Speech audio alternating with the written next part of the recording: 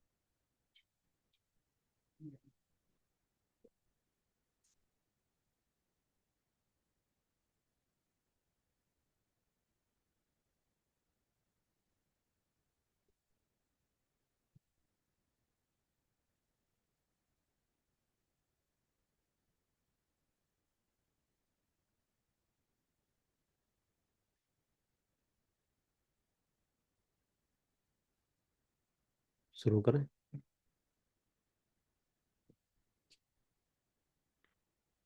नमो अरिहंताणं नमो सिद्धाणं नमो आयरीयाणं नमो उवज्झायाणं नमो लोये सर्वसाहुणं मोक्षमार्गस्य नेतारं भेतारं कर्मभूभृतां ज्ञातारं विश्वतत्त्वानां वन्दे तद्गुणलब्धये वन्दे तद्गुणलब्धये वन्दे तद्गुणलब्धये.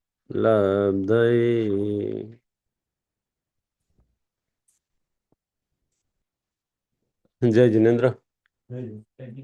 आज कुछ लोग जूम से बाहर निकल के प्रकट हो गए हमारे सामने. कल तक बहुत लोग जूम के अंदर दिखते थे, आज वो लोग जूम से बाहर दिख रहे हैं.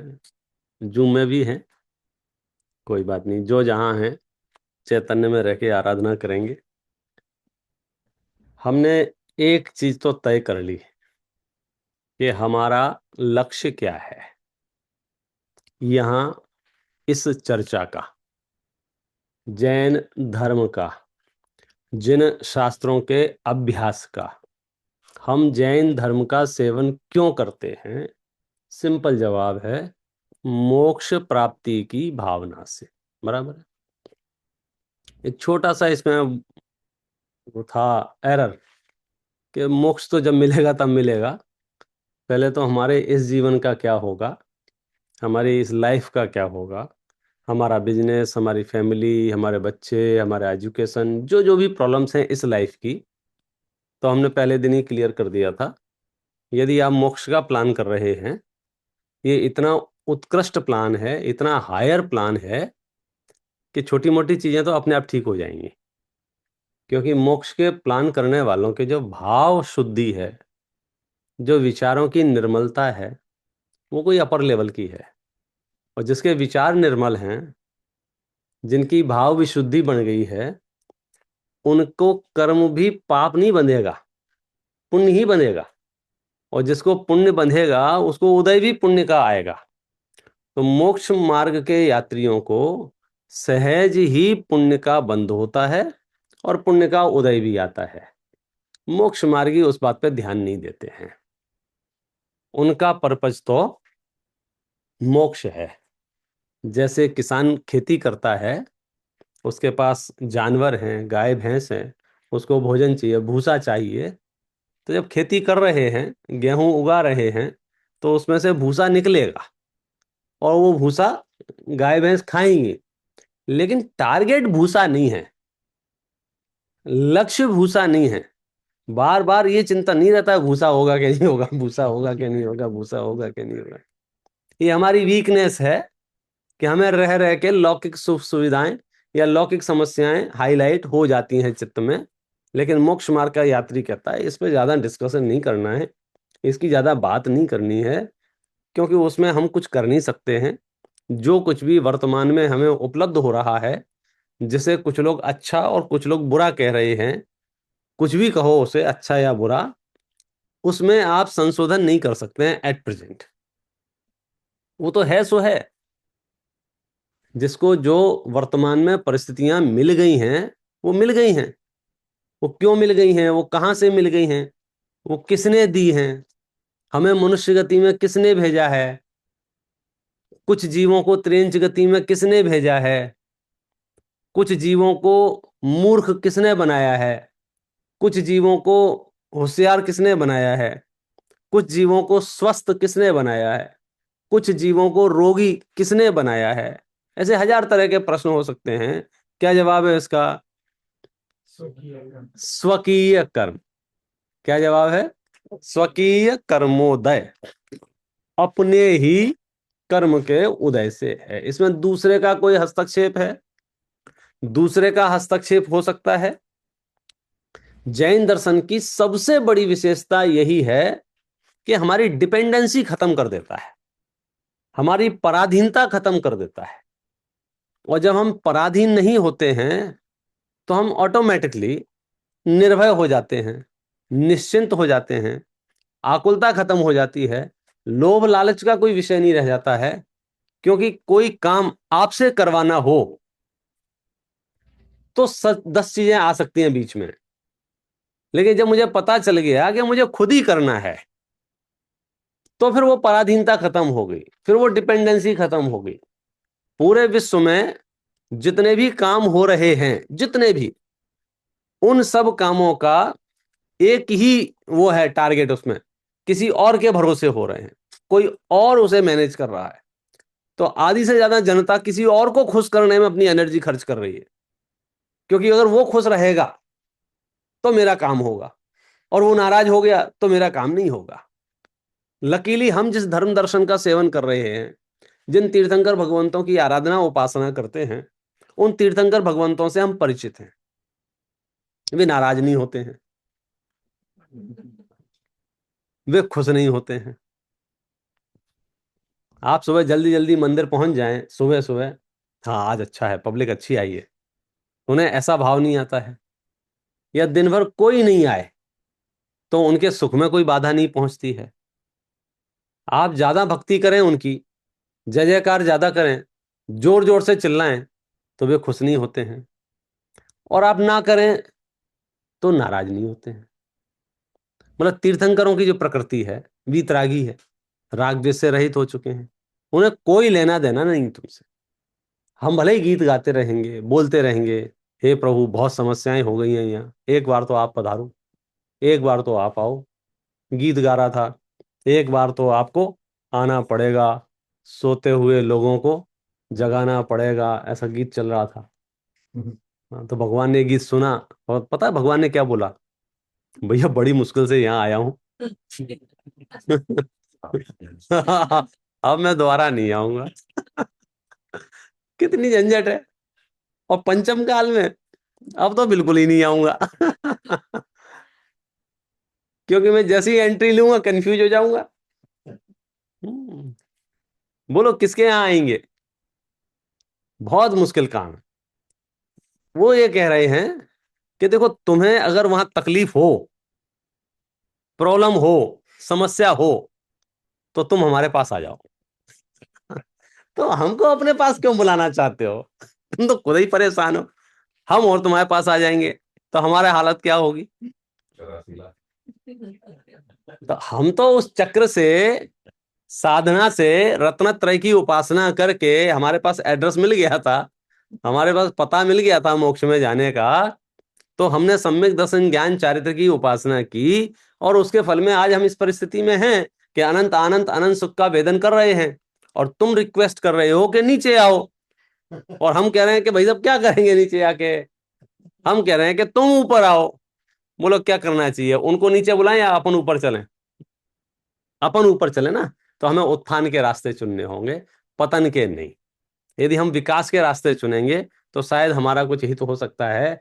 हम इतने आलसी प्रमादी हो गए हैं, हम कुछ नहीं करना चाहते, या तो भगवान कुछ कर देवे, या कर्म कुछ कर देवे, या समाज में भी लोकल में भी रहते होंगे तो हमारी इच्छा होती है हम सिर्फ सलाह दें, आइडिया दें, बाकी करना तो ये जो ट्रस्टी लोग हैं इनको करना है, ट्रम्प को करना है, मतलब सब हर काम दूसरों को करना है। इजी काम ये है जैन दर्शन का कि यहाँ जो साधना पद्धति है एक दूसरे के लिए नहीं है, एक दूसरे की नहीं है। ये इसकी वो है तरीका, सिस्टम। भगवान महावीर भी अपने शिष्यों को मोक्ष में ले जाने में समर्थ नहीं है, सिर्फ इसलिए कि ये मेरे शिष्य हैं। यानी वे चाहें ऐसा कर सकते हैं क्या कि अब शिष्य थोड़ा आलस कर रहे हैं, इनकी उपासना भी मैं ही कर लेता हूं। संभव है? हम्म।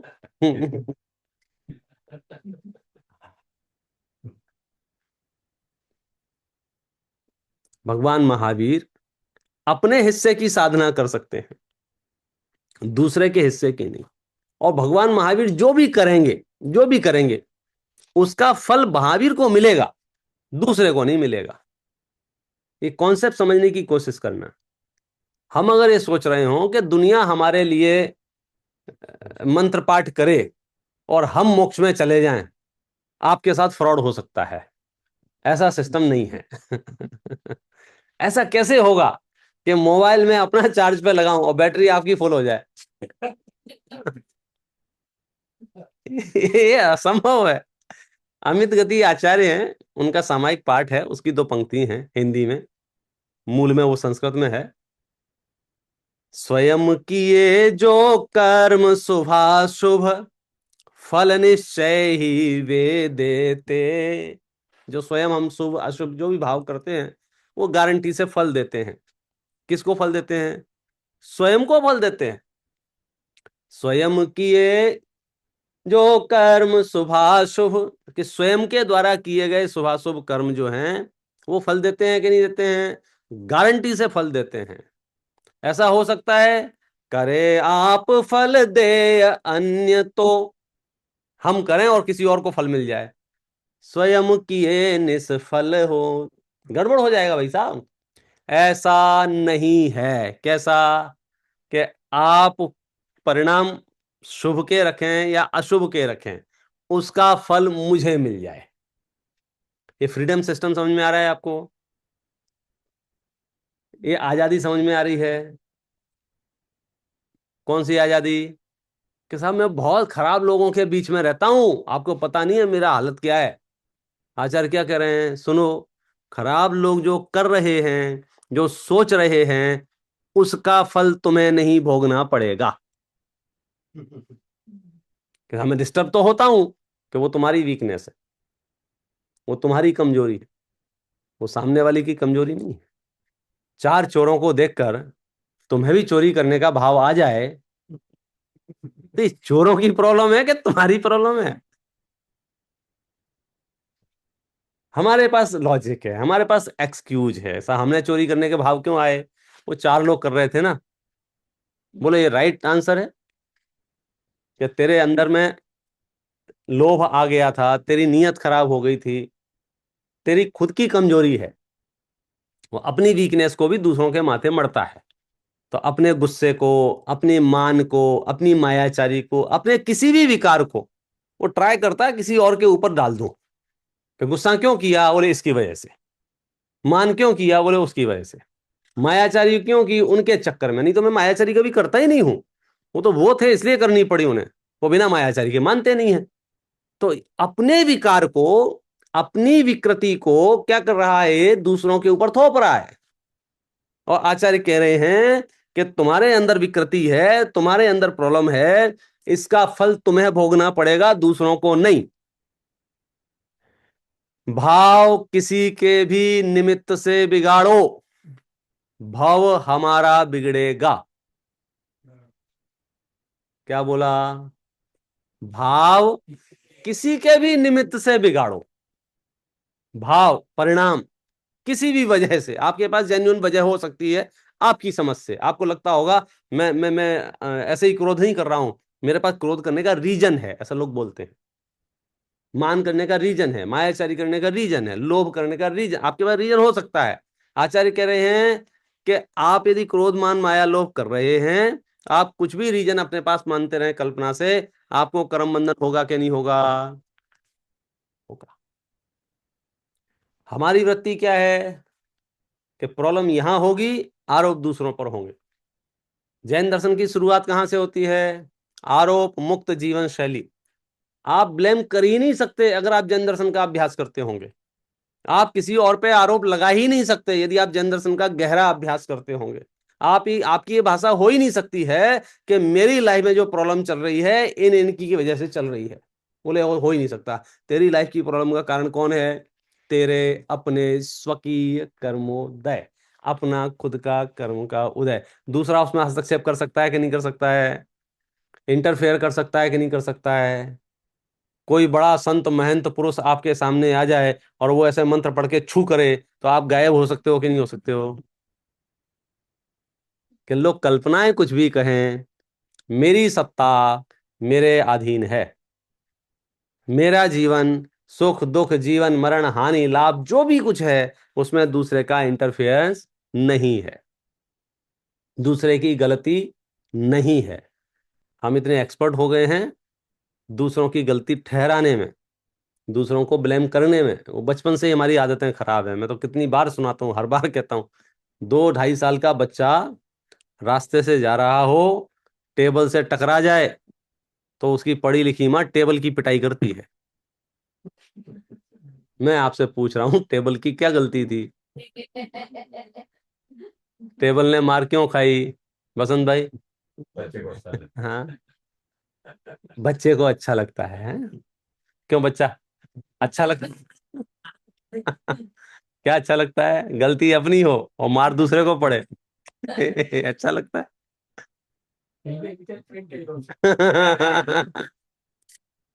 एक्चुअली फर्स्ट टाइम तो बच्चे को पता ही नहीं था अच्छा क्या होता है बुरा क्या होता है। हमने उसे ट्रेंड किया किस बात के लिए?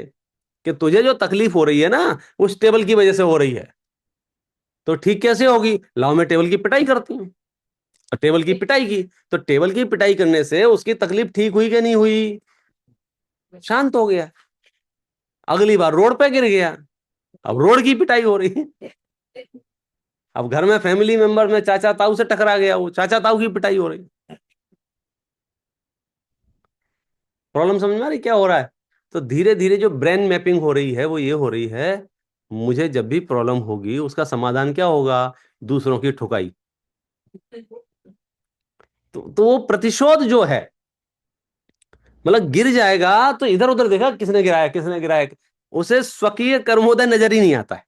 और जिसको स्वकीय कर्मोदय नजर नहीं आएगा उसे उसे साता मिलेगी नहीं कभी, वो परेशानी रहने वाला है, वो ढूंढता ही रहेगा। उसकी इच्छा है किसके ऊपर आरोप डालूं। कोई भी घटना घटी होगी, हमारा दिमाग इतना ट्रेंड हो गया है कि इसका आरोप किस पे लगाऊं मैं, वो प्लान करता रहता है। 10 लोगों के बीच में रहते होगे तो कोई ना कोई एक व्यक्ति ढूंढ लोगे, उसके ऊपर आरोप लगा दोगे, इसकी वजह से सब गड़बड़ चल रहा है घर में, अगर ये ऊपर चला जाए तो घर में शांति हो जाएगी। ऐसी कल्पनाएं करते हैं, समाज में भी ऐसी कल्पनाएं करते हैं। बोले हमारे यहाँ बाकी सब ठीक है, बोले 3 लोग जो हैं वो गड़बड़ा, मेरे से नाम मत पूछना है यहाँ का। कल्पना से।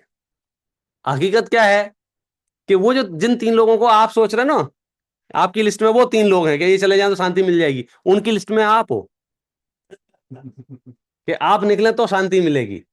तो सच्चाई क्या है? सच्चाई ये है, मेरी वजह से उन्हें और उनकी वजह से मुझे प्रॉब्लम नहीं है। तो प्रॉब्लम का असली कारण क्या है? मेरी अपनी मान्यता, मेरी अपनी जानकारियां, मेरा अपना बिलीफ सिस्टम, मेरा अपना श्रद्धान, मेरा अपना ज्ञान। यदि मुझे यह भरोसा है मुझे जो कुछ भी सुख दुख हानि लाभ जीवन मरण हो रहा है इसमें किसी दूसरे का रंच मात्र भी हस्तक्षेप नहीं है, मेरे ही कर्म का उदय है, मैं शिकायत किससे करूं? जैनियों के भक्त भगवान के पास भगवान से शिकायत करने नहीं जाते हैं कि भगवान आपने मुझे कैसा घर दे दिया है, कैसे माता पिता दे दिए हैं, कैसे भाई बहन दे दिए हैं, कैसे पति पत्नी दे दिए हैं, ये कंप्लेन करने भगवान के पास नहीं जाते हम। क्यों? क्योंकि भगवान उसमें क्या करेंगे? भगवान ने दिए हैं क्या? नहीं दिए। अच्छा, भगवान छीन सकते हैं क्या? भगवान का हस्तक्षेप है क्या? जरा सोचो, जिस काम में तुम्हारे भगवान कुछ नहीं कर सकते हैं, उस काम में राह चलते कोई भी कुछ कर सकता है? आप दहशत में हो, आप डरे हुए हो लोगों से, तांत्रिकों से, मांत्रिकों से, ज्योतिषविदों से, वास्तुविदों से आप भयभीत हो कि ये कुछ कर देवे, और यहां कह रहे हैं कि भगवान जिसमें कुछ नहीं कर पा रहे हैं उसमें हम कर लेंगे। आप पंडित जी के पीछे पड़े हो, पंडित शास्त्री जी आप कुछ कर दो। भैया इसमें भगवान कुछ नहीं कर सकते हैं तो मैं क्या कर सकता हूं? हाँ, मैं धोखा दे सकता हूं। हाँ, मैं झूठा आश्वासन दे सकता हूं। सच्ची घटना बता रहा हूं, मेरे यहाँ कोई हॉस्पिटल में भर्ती था, ऐसा लग रहा था आजकल आजकल तो कोई मंत्र लेके आया, बोले ये वाला मंत्र पढ़ो, इससे आयु बढ़ती। तो मैंने पूछ हाँ, तो मैंने पूछ लिया था, भाई साहब किसने लिखा है ये? बोले वो तो चले गए। क्या करो, पूरी धरती पर ये चल रहा है, कोई विचार करने को तैयार नहीं है, कोई सोचने को तैयार नहीं है। बस उसने कहा था, इसने कहा था, उसने कहा था, उसने। भाई साहब आप संगी पंचेंद्रिय मनुष्य हैं, आप विचार करके निर्णय लीजिए क्या सही है। ऐसा कोई कारण नहीं है, ऐसी कोई वजह नहीं है कि हम बैठे बैठे आकुलता करें, लेकिन हमारे पास अज्ञान से लबालब हो तो हम किसी भी वजह से आकुलता कर सकते हैं। हम कहीं भी आकुलता की वजह ढूंढ लेंगे, और जबकि वो आकुलता की एक्चुअल वजह होती नहीं है, हम बैठे बैठे ढूंढ लेते हैं। बोले बहुत सारी प्रॉब्लम हैं, बहुत समस्याएं हैं। बोले क्यों समस्याएं हैं? बोले सबकी भाषाएं अलग अलग हैं। ले, अभी समस्या बन गई इसकी। अब ये सोच रहा है कि सब भाषा एक जैसी बोलने लग जाए तो काम चलेगा। सबकी शक्लें अलग अलग हैं, तो कहीं भी समस्या उपस्थित कर देना। आचार्य क्या कहते हैं? तू अपने चैतन्य सदन में झांक के देख, वहां से सुख साता मिल सकती है, बाकी कहीं से भी नहीं। तो हम तो यहां से बात अपने शुरू की थी कि हमारा जो लक्ष्य है उसमें हमें कोई डाउट नहीं है। क्या है लक्ष्य भैया आपका? मोक्ष जाना है। कब चलना है? हाँ, अभी। हाँ ठीक, तैयारी रखना अपनी पूरी, है ना? क्योंकि अचानक से मैं गाड़ी मंगा लूं, चलो चलो चलो, और फिर आप कहोगे नहीं नहीं मुझे काम है। नहीं नहीं, काम बाकी होगा फिर मुश्किल हो जाएगा। जाना तो मोक्ष है। मोक्ष माने सर्व कर्मों से रहित अवस्था। होना तो वैसा है, क्योंकि हमारे यहां जैन दर्शन में भगवान अवतार नहीं लेते हैं, भगवान प्रकट नहीं होते हैं, भगवान जन्मते नहीं हैं, भगवान बनते हैं। बनते हैं माने प्रोसेस है। कहां से बनते हैं, कौन बनता है? कि इन्हीं में से बनते हैं। हम 24 तीर्थंकरों की भी कथाएं पढ़ेंगे और उनके पूर्व भव देखेंगे, तो हमारी तुम्हारी तरह जीवन यापन कर रहे थे, किसी ना किसी गति में, किसी ना किसी भव में, कभी मनुष्य में, कभी देव में, कभी नारकी में, सब जगह। और उन्होंने कुछ ऐसा रास्ता चुना जिससे वह निर्मलता को प्राप्त होते होते होते परम विशुद्धता को प्राप्त हो गए, जिन्हें हम भगवान कह रहे हैं। अब मुझे भी वैसे ही काम करना है, तो मुझे रास्ता पता लगाना पड़ेगा। मंदिर जाएंगे, भगवान को बैठा हुआ देखें, तो आप भगवान से एक ही प्रश्न पूछो, आप यहां कैसे पहुंच गए? पहले तो आप यहीं थे। प्रॉब्लम समझ में आई? रास्ता समझ में आ रहा है? जब मैं यूएस आया, अचानक से कस्टम में जो ऑफिसर बैठा हुआ था, उसको देखा, यार यार कहीं याद आ रहा है, ये कहीं देखा है, इसको कहीं देखा है, ऐसा याद किया। तो बहुत याद करने के बाद याद आया, अच्छा ये तो 10th क्लास में हमारे साथ में था, और उस समय वो सप्लीमेंट्री आती थी उसकी, फेल होता था। सपने में भरोसा नहीं था कि यहां तक पहुंचेगा। तो फिर प्रश्न हुआ, भाई साहब आप यहां कैसे? तो फिर उसने पूरी हिस्ट्री बताई। नहीं, उसके बाद मेरा दिमाग पलट गया और पूरी ताकत झोंक दी। फिर मैंने पढ़ाई के अलावा कुछ नहीं किया, मैं एकदम गायब हो गया 8 साल के लिए। तो सिर्फ एक ही काम उसने अपनी पूरी, तो उसने पूरी प्रक्रिया बताई, तो मुझे ठीक है भाई, अभी अभी ठीक है, नहीं तो लगा कहां से रिश्वत दे के आ गए यहाँ। तो ऐसे हम भगवान मंदिर गए और भगवान महावीर को बैठा हुआ देखा, फिर याद आ रही है आप तो यहीं थे, अलग अलग पर्यायों में, अलग अलग परिस्थितियों में, आप यहां कैसे पहुंच गए? वो रास्ता हमें खोजना है। हम भक्तियां भी करते हैं तो उसी रीति की भक्तियां करते हैं। किस विधि कीने कर्म चकचूर, हे प्रभु आपने कर्मों का नाश कैसे कर दिया है, जरा हमें तो बताओ, तो हम भी कर लेंगे। तो बोलो उन्होंने क्या रास्ता बताया? रास्ता बताया कि नहीं बताया? आपको लक्ष्य आपको पता है क्या है? मोक्ष। वहां पहुंचने का रास्ता भूल मत जाना, भूल मत जाना। वहां पहुंचने का रास्ता सम्यक दर्शन, सम्यक ज्ञान, सम्यक चरित्र। आप यदि श्रुत का अभ्यास करेंगे, यदि आप जनवाणी का अभ्यास करेंगे, तो फिर आपको कोई संशय नहीं रहेगा, कोई डाउट नहीं रहेगा। आप जैन दर्शन का सेवन करें या ना करें, ये पर्सनल चॉइस है, लेकिन मेरी इच्छा है आप जैन दर्शन के मामले में राइट जाने, ताकि जरूरत पड़ने पर आप उसका पालन कर सकें। आज आपकी इच्छा नहीं हलवा खाने की, कोई बात नहीं, बनाना सीख लो। जब इच्छा हो बना के खा लेना, बराबर है ना? मार्ग क्या है? सम्यक दर्शन, ज्ञान चारित्राणी, मोक्ष मार्ग। फाइनल लॉक कर दिया जाए, आगे बढ़े? हाँ, क्योंकि वापस नहीं आ पाएंगे एक बार आगे बढ़ गए तो। चलो, अच्छा, इन तीन में से सबसे पहले क्या होगा? सम्यक दर्शन होगा कि सम्यक ज्ञान होगा कि सम्यक चारित्र होगा? सम्यक दर्शन होगा, कंफर्म? अच्छा, सम्यक दर्शन का एड्रेस है आपके पास, कैसे होगा? सम्यक दर्शन कैसे होगा भैया? तत्वार्थ श्रद्धानम, तत्वार्थ श्रद्धानम। क्या है? तत्वार्थ श्रद्धानम सम्यक दर्शनम। तत्वार्थ श्रद्धान को सम्यक दर्शन कहते हैं। कल अपन ने इस पर खूब चर्चा की थी। बस हमें 1 मिनट में कोई बता दे भाई ये तत्वार्थ क्या है, फिर हम आगे बढ़ जाएंगे। बोलो भैया। बहुत बढ़िया, सुनील जी ने बताया। और कोई? तत्वार्थ, तत्व माने भाव, अर्थ माने वस्तु। तत्वार्थ उदाहरण दिए थे अपन ने। उष्णता क्या है? तत्व। अग्नि क्या है? वस्तु। तो तत्वार्थ, बराबर है ना? शीतलता क्या है? तत्व। पानी क्या है? अर्थ। तत्वार्थ। कनेक्शन मिल रहा है ना? तो ऐसे ही इस विश्व में, पूरे ब्रह्मांड में 7 तत्वार्थ हैं। कितने तत्वार्थ हैं? 7 तत्वार्थ हैं। कितने तत्वार्थ हैं? 7। उनका श्रद्धान कर लो तो आपको सम्यक दर्शन हो जाएगा।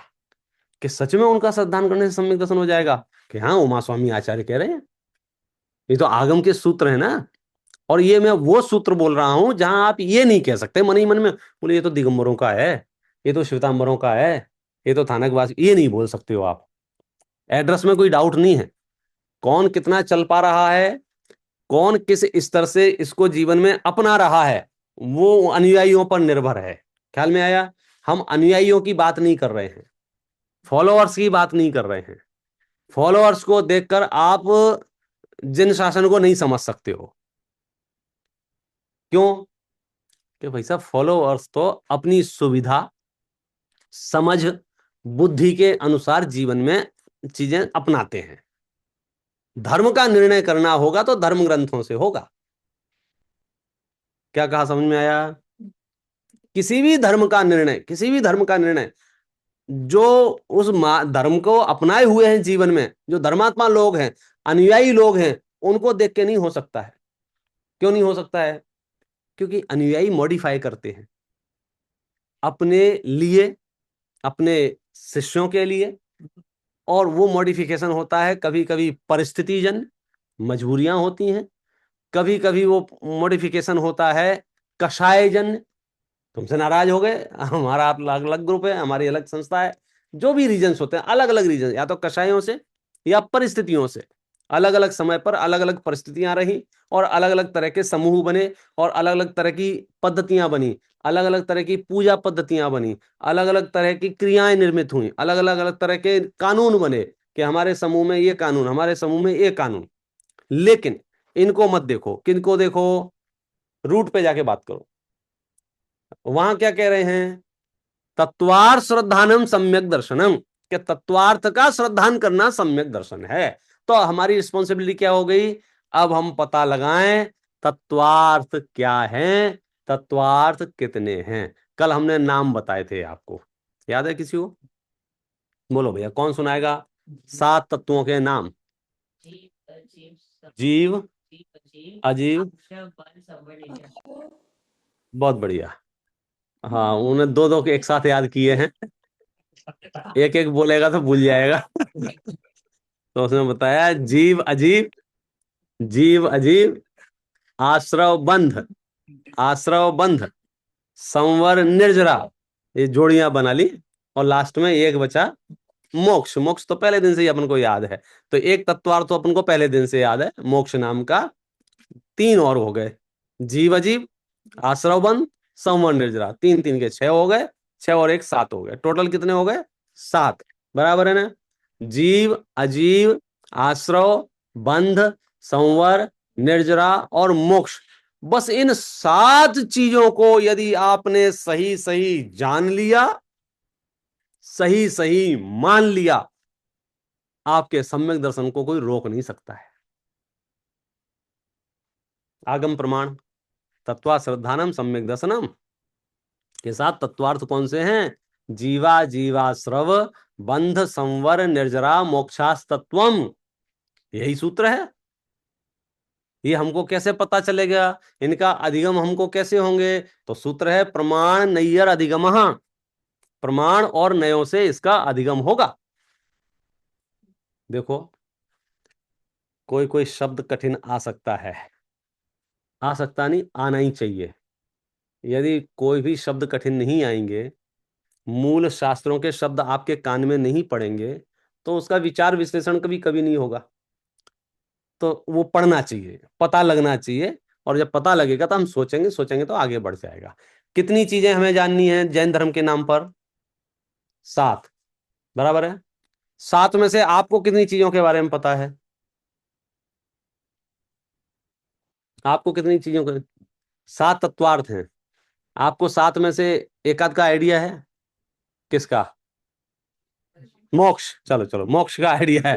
हाँ, मोक्ष का आइडिया है। बराबर है ना? मोक्ष का आइडिया है कि क्या आइडिया है मोक्ष का? मोक्ष में क्या है? कितनी सुविधाएं हैं मोक्ष में? क्या फैसिलिटी है मोक्ष में? फैसिलिटी नहीं है।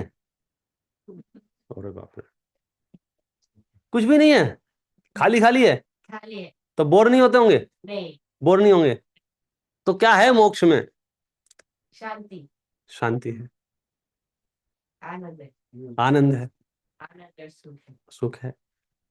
लोग नहीं है वहां बातें करने के लिए, नहीं। टीवी नहीं है देखने के लिए, है?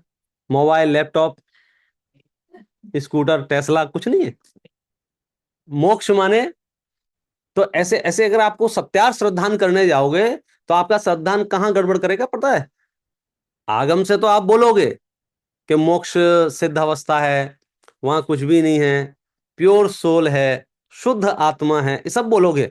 और अंदर ही अंदर मन में डाउट करोगे, यार ये अकेले अकेले बैठे बैठे क्या सुख भोगते क्या क्या करते क्या होंगे?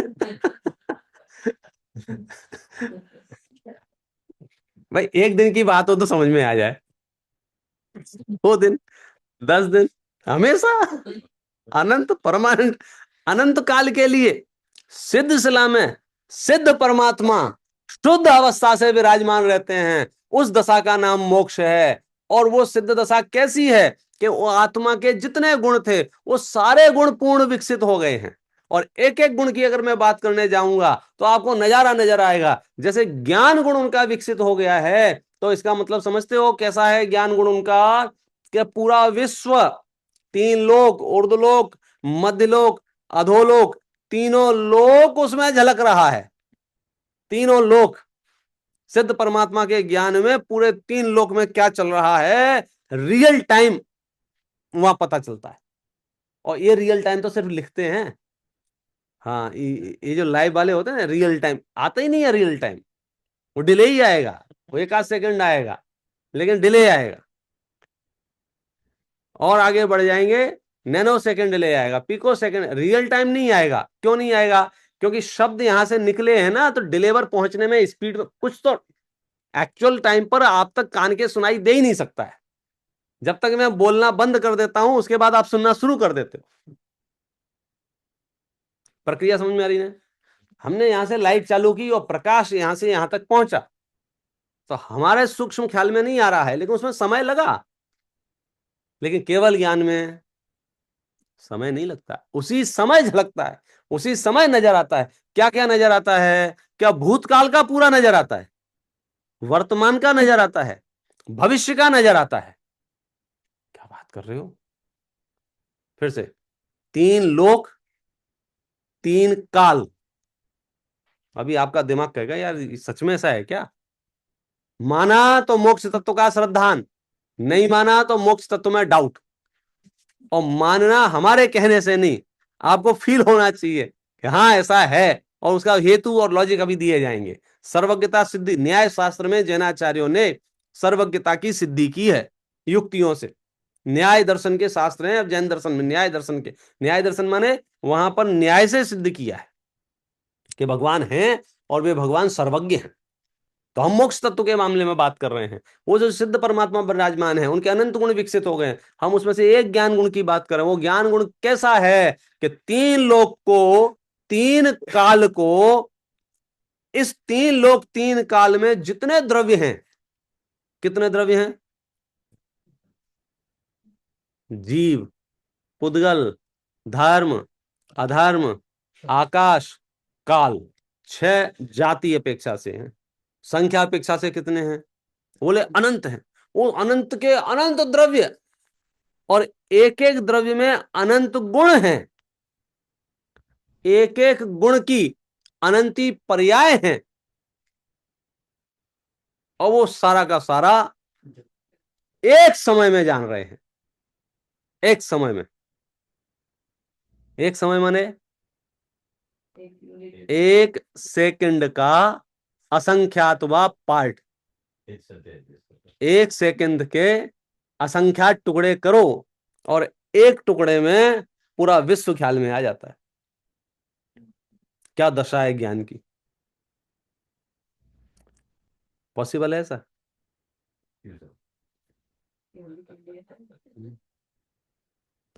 मोक्ष तत्व का श्रद्धान इस मजाक नहीं है, हमने बोल दिया आपने कर लिया। क्यों? क्योंकि जब तक हम सर्वांगीणता से परिचित ना हो किसी विषय से, तो सुन तो लेते हैं, और कोई हमसे पूछेगा तो हम उसे बता भी देंगे। अभी वही हमसे पूछे मोक्ष तत्व के बारे में, हम बता देंगे उसको। लेकिन खुद से पूछो एक बार कि तुम्हें ऐसा लगता है कि नहीं लगता है कि सिद्ध परमात्मा 3 लोक 3 काल के समस्त पदार्थों को युगपथ एक साथ जान रहे हैं? जान रहे हैं कि नहीं जान रहे हैं? जान रहे हैं। अच्छा, जब 3 लोक के इतने पदार्थों को एक साथ जान रहे होंगे तो उनको घबराहट हो रही है, बेचैनी हो रही है। अच्छा अच्छा, उन सिद्ध परमात्मा को, मोक्ष तत्व की बात कर रहे हैं, सिद्ध परमात्मा को नरक दिख रहा है कि नहीं दिख रहा है? तो नरक में क्या चल रहा है? वो सब उनके ज्ञान में आ रहा है कि नहीं आ रहा है? और स्वर्ग दिख रहा है कि नहीं दिख रहा है? त्रियंच गति दिख रही है कि नहीं दिख रही है? जो सीवर लाइन गटर हमने छिपा के रखी है, बोलो उनके ज्ञान में आ रही है कि नहीं आ रही? एक क्वेश्चन है हाँ, स्वागत है। कि वो उनको सब पता है पर वो देखते ही नहीं है, तो क्यों वो तो उनको लाइक कैसे पता? पता क्यों है, लाइक उनको जरूरत क्यों है कि ये प्रश्न मिनियापोलिस में भी किसी ने पूछा था।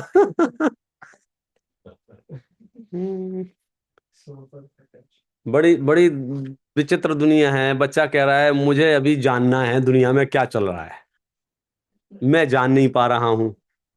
हजारों रील देखने के बाद भी रह जाती हैं कल के लिए। फिर शुरू करता हूं, फिर रह जाती। हम नहीं जान पा रहे हैं, हमारी जिज्ञासा है।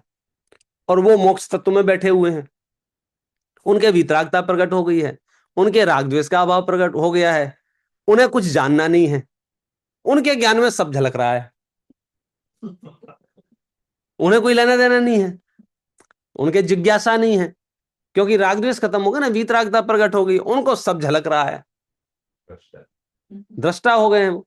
तो अब वो उनके क्या काम का, वो सारा का सारा झलकना, बोलो काम का है क्या नहीं है। जैन दर्शन के आप गहराइयों में जाओगे तो आपको जवाब मिलेगा। जैन दर्शन ये कहता है वत्थु सहावो धम्बो, वस्तु का स्वभाव ही धर्म है, बाकी जितने रिचुअल्स हैं ये हमारी कल्पनाएं हैं। असली धर्म की बात पूछोगे जैन दर्शन से तो वस्तु का स्वभाव, वस्तु का नेचर, जो वस्तु का ओरिजिनल जो स्वभाव है उस रूप अगर वो वस्तु रहे, इट मीन्स वो धर्म कर रही है। और अगर वो स्वभाव रूप नहीं है तो धर्म नहीं कर रही है, वो कर्म कर रही है। कर्म या तो पुण्य रूप होगा या पाप रूप होगा। पाप रूप होगा तो नरक त्रेंच गति में जाएगा, पुण्य रूप होगा तो स्वर्ग और मोक्ष में जाएगा।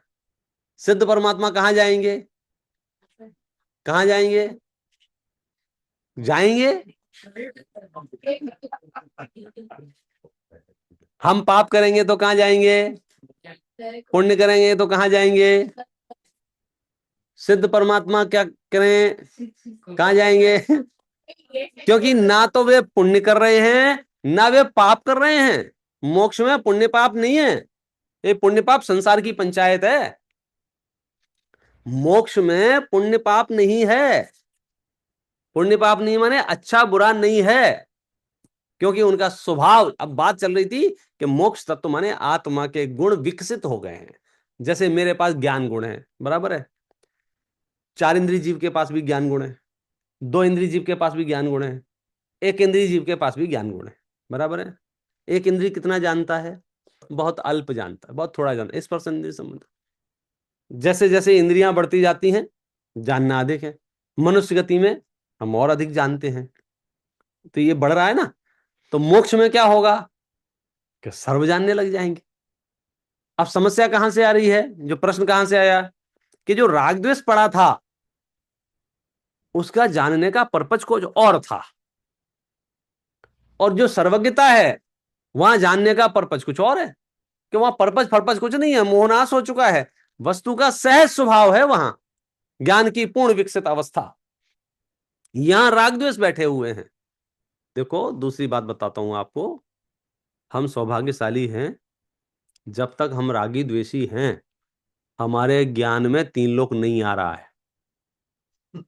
हमारे ज्ञान में अगर 3 लोग आ जाए तो क्या होगा बताओ जरा। यहाँ जितने लोग बैठे हैं इन सबके मन की बात अगर मुझे पता चल जाए, कितनी कितनी समस्या हो जाएगी। ये तो सबके मन के मन में ही है, आप समझे। तो मन में है तो शांति है। हमें लगता है पता चल जाए मजा आ जाएगा, पता चल, कुछ मजा वजा नहीं आ जाएगा, आप पागल जैसे हो जाओगे, क्योंकि हर तीसरा आदमी कुछ अलग ही धुन में है, और आप अंदाजा भी नहीं लगा सकते कि आपके बारे में उसके क्या ख्याल हैं। वो तो केवल ज्ञान का में विषय है, तो शांति है। राग द्वेष विद्यमान है, इसलिए राग वीतराग सर्वज्ञता प्रकट नहीं होती है। एक कुदरती सिस्टम है। तत्वा सूत्र का 10वां अध्याय है, पहले नंबर का सूत्र है, 10वें अध्याय का पहला। मोह क्षयाच ज्ञान दर्शना वर्णांतर क्षयाच केवलम, के मोह का क्षय होने पर, ज्ञानावरण दर्शनावरण अंतराय का क्षय होने पर वो प्रकट होता है केवल ज्ञान दशा, मोक्ष दशा, घातीय कर्मों का अभाव। पहले मोह का नाश होता है, फिर ज्ञानावरण दर्शनावरण का नाश होता है। हम सब मोह को जिंदा रखना चाहते हैं और ज्ञानावरण दर्शनावरण का नाश करना चाहते हैं। ऐसा नहीं होगा। मोह का नाश करो तो ज्ञानावरण सहज प्रकट हो जाएगा।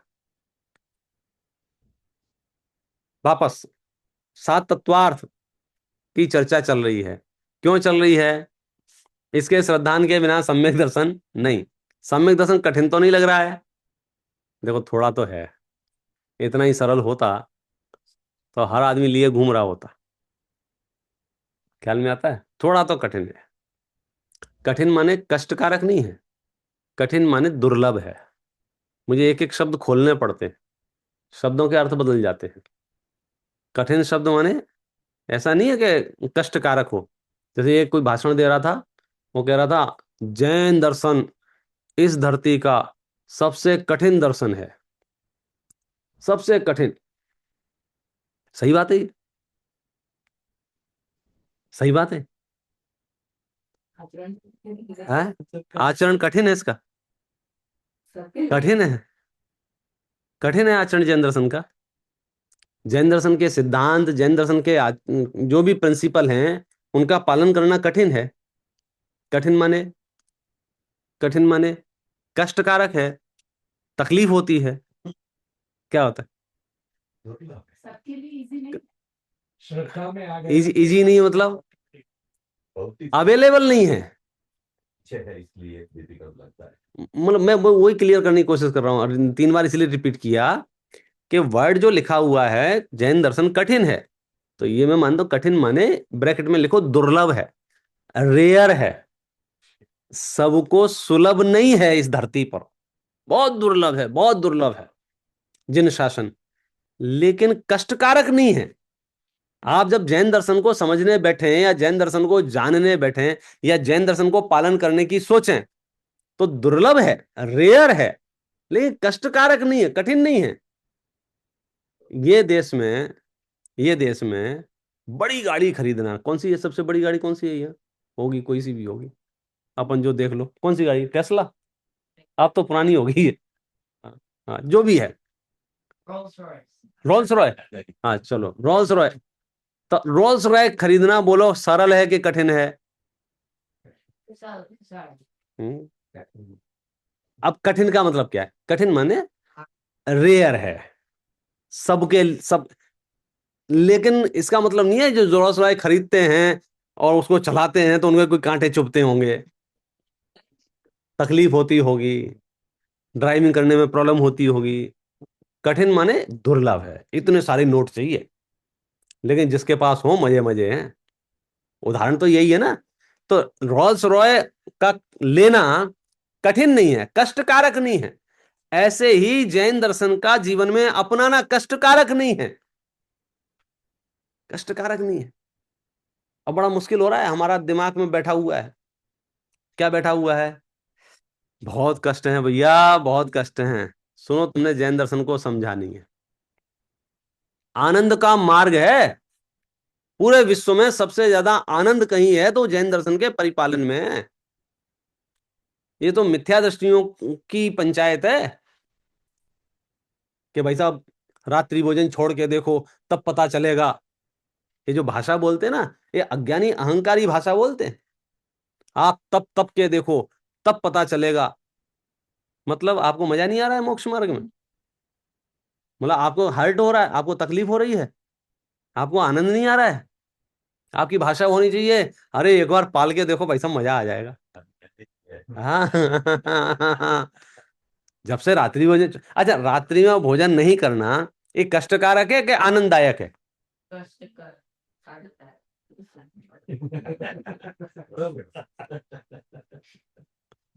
बहुत जल्दी मत सोचो, आराम से सोचना, घर जाके सोचना।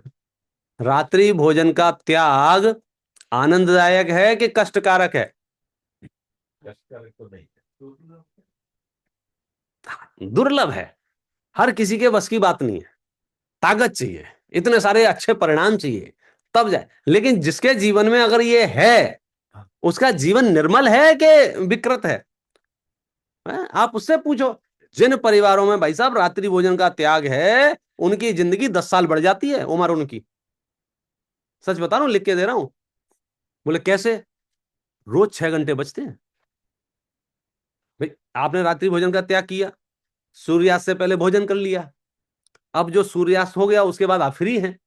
आप चाहे फैमिली में टाइम दें, चाहे स्वाध्याय में टाइम दें, चाहे पाठ करें, कुछ भी करें, आप यूज कर सकते हैं। लेकिन जो रात्रि भोजन करते हैं वो रात के 12 बजे तक लगे रहते हैं, खाने में, बनाने में, समेटने में। अच्छा सुबह उठ के फिर लगना ही है उनके पास। एवरीडे 3-4 घंटे का डिफरेंस आ जाएगा अगर आप रात्रि भोजन छोड़ोगे तो।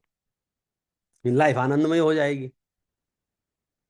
ये तो मैंने एक बताई है, सारे डॉक्टरों से मिल आओ, सब एक ही कहेंगे भाई सब छोड़ दो, फायदे में रहोगे। सारे डॉक्टर एक मत हैं, शास्त्र कब से कह रहे हैं। मैं तो सिर्फ एक उदाहरण देके समझाने की कोशिश की है कि हम अपने दिमाग में गलत फहमियां पालते हैं।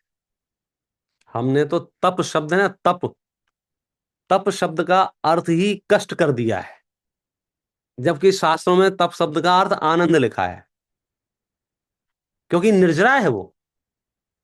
तप से क्या होता है? कौन से मैं 7 तत्वों के पास चल रहा हूं? तप से क्या होता है? निर्जरा। तप से क्या होता है? निर्जरा। तप से क्या होता है? निर्जरा। तप से क्या होता है? निर्जरा। अच्छा, निर्जरा जब होगी, परिणामों में संक्लेश होगा तब होगी कि आनंद होगा तब होगी? मैं आज सुबह का सुना था क्या? आर ध्यान, रौद्र ध्यान, धर्म ध्यान। तो निर्जरा कब होगी? आर ध्यान, रौद्र ध्यान होंगे तब, या धर्म ध्यान होगा तब?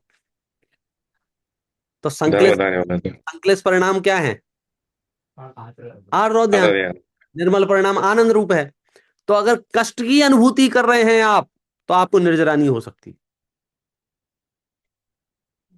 हम क्या समझ रहे हैं? हमको तपस्या दिखानी होती है ना, तप तो कैसे दिखाते हैं? पैरों में पड़े हुए छालों की फोटो डालते हैं, देखो गुरुजी कितना तप तप रहे हैं। तो हमको तप का कनेक्शन कहां से दिख रहा है? पैरों के छाले से, जबकि उसका कोई लेना देना नहीं तप से। क्या बात कर रहे हो? आप पढ़ो शास्त्र, बोलो। आप ढूंढो धरती पर कितने जीव हैं, कितने जीव हैं जो कष्टमय जीवन जी रहे हैं, भूख से, प्यास से, रोगों से, बीमारियों से, पोलियो से, और अलग अलग तरह की बीमारियां। आप चले जाओ स्लम एरिया में, अलग अलग कष्टों में पड़े हुए जीव मिलेंगे। क्या वे तपस्वी हैं? त्रियंच गति के जीव कितने कष्ट में हैं, क्या वे तपस्वी हैं? कष्ट में जो जीव है वो तपस्वी नहीं है। हमें कष्ट लग रहा है, गुरुजी से पूछो, गुरुजी कष्ट है आपको? वहां तो आनंद है, क्योंकि अगर वहां कष्ट हो तो निर्जरा नहीं होगी। अगर मोक्ष मार्ग में आप चल रहे हो और मजा नहीं आ रहा है, इट मीन्स आप मोक्ष मार्ग में नहीं चल रहे हो। आनंददायक है। पाप का उदय हो सकता है, पुण्य का उदय हो सकता है। कॉन्सेप्ट समझ लेना गहराई से, फिर से रिपीट करता हूं, ये बहुत महत्वपूर्ण बात है। पाप का उदय हो सकता है, पुण्य का उदय हो सकता है, लेकिन लेकिन आपके विचार, आपके भाव पुण्य के उदय और पाप के उदय के अधीन नहीं होने चाहिए। उसके एक एग्जांपल दे दें, just everybody can get it.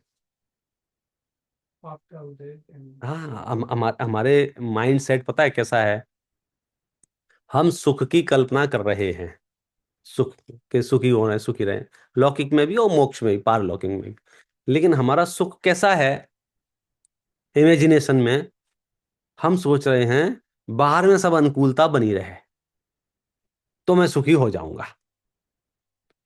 आचार्य कह रहे हैं कि जरूरी नहीं है बाहर में जिनको सब अनुकूलता है वे सुखी हों, क्योंकि अनुकूलता भिन्न है और परिणाम भिन्न है। आप इसको ऐसे समझ लो, कैसे? 2 शब्द याद कर लो आज के इस सेशन में, बहुत महत्वपूर्ण शब्द देता हूं आपको। एक उदय और एक परिणाम। पहला शब्द क्या बोला मैंने? उदय। दूसरा शब्द क्या बोला? परिणाम। आप विचार करना है, 5-7 मिनट चलेगी ये चर्चा और आपको ऐसा लगेगा कि मजा आ गया। क्या 2 शब्द हैं? उदय और परिणाम। क्या 2 शब्द हैं? उदय और परिणाम। ठीक है। उदय शब्द का पूरा अर्थ है कर्मोदय। उदय माने कर्मोदय, कर्मोदय। और परिणाम माने मेरे भाव, मेरे विचार, मेरे भाव, मेरे परिणाम, मेरी परिणति, वो सब कुछ है वो परिणाम। तो परिणाम और उदय। अब प्रश्न मेरा ये है आप लोगों से, परिणाम माने भाव, परिणाम माने रिजल्ट नहीं। एक शब्द के हिंदी में अनेक अर्थ होते हैं ना। हाँ, एक परिणाम शब्द का रिजल्ट भी होता है कि क्या रिजल्ट आया, क्या परिणाम आया इसका, ऐसा भी बोलते हैं। लेकिन यहाँ परिणाम माने भाव, जो परिणमन हो रहा है वो भाव। तो और इजी करना हो तो भाव जो होते हैं आपको, वो पुण्य के भी होते हैं, पाप के भी होते हैं। भाव जो होते हैं, बैठे बैठे पाप का भी भाव आ जाता है और पुण्य का भी भाव आ जाता है। उदय जो होता है, उदय वो पुण्य का भी होता है और पाप का भी होता है। बराबर है? अब मेरा सामान्य सा प्रश्न है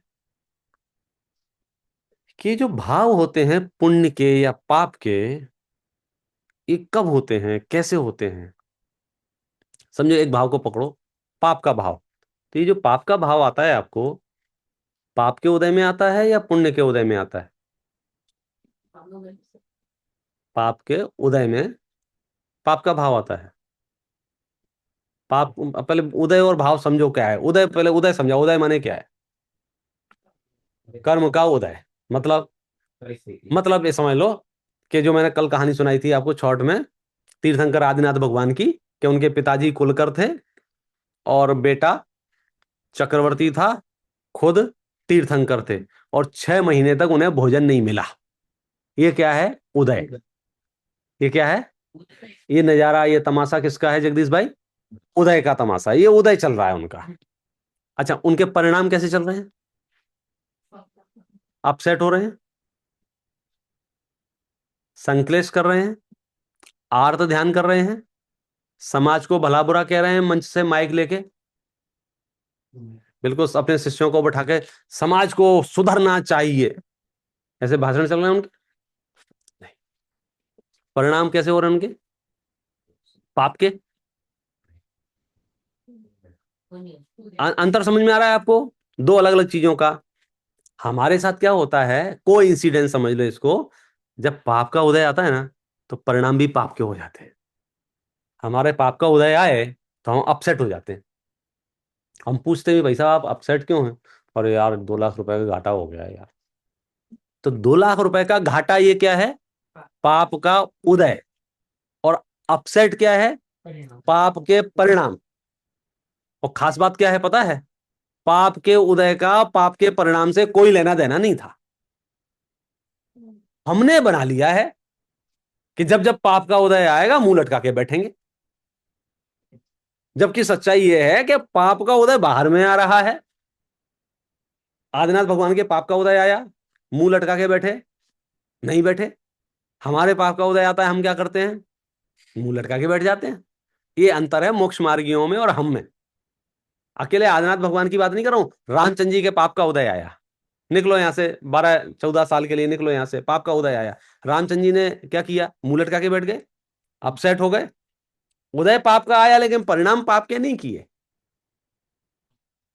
मतलब और इजी करो, कोई आपको दुर्वचन कहे, कोई आपको गालियां दे, तो बदले में आपको गालियां देना कंपलसरी है क्या ऑप्शनल है? यहाँ क्या सिस्टम है ऑरलैंडो में? कुछ सब जगह की अलग कहानी है भैया। हाँ? ऑरलैंडो में क्या चलता है? कोई आपको गालियां दे तो बदले में गाली देना कंपलसरी है या ऑप्शनल है? ऑप्शनल पर हम लोग कंपलसरी करते हैं।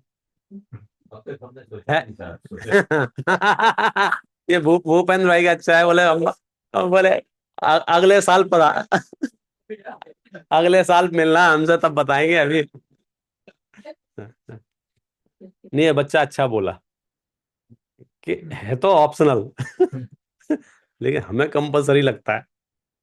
किसी ने हमारी इंसल्ट की भूपेंद्र भाई, तब उसकी बदले में इंसल्ट करना कंपलसरी है कि ऑप्शनल है? ये है ऑप्शनल।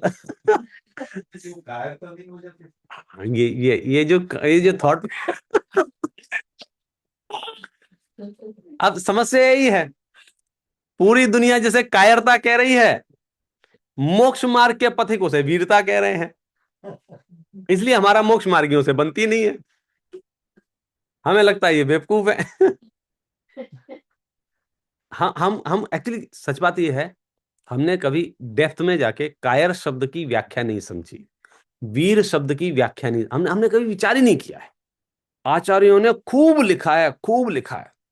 शायद ही किसी धर्म के धर्म गुरुओं ने इतना लिखा हो जितना जैनाचार्यों ने लिखा है।